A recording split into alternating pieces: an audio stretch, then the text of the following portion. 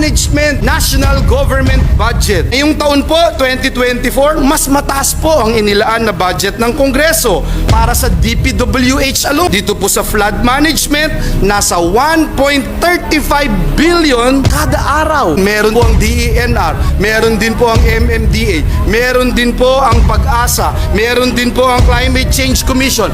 Aabutin po ito ng 1.44 billion kada araw. Hindi na po band-aid solution ang ating kailangan. Hindi po natutuwa yung mga kababayan natin. Dinadala natin sila sa evacuation center. Kahit may dala po tayong relief goods, di na po sila natutuwa. Di naman po nila gustong pumipila lagi para makakuha ng relief goods, Mr. President. Wala na pong gusto na pumipila para makatanggap ng relief goods. Ang gusto nila, solusyon. Hanggat wala po tayong klarong solusyon o master plan, mananatili po itong anli baha.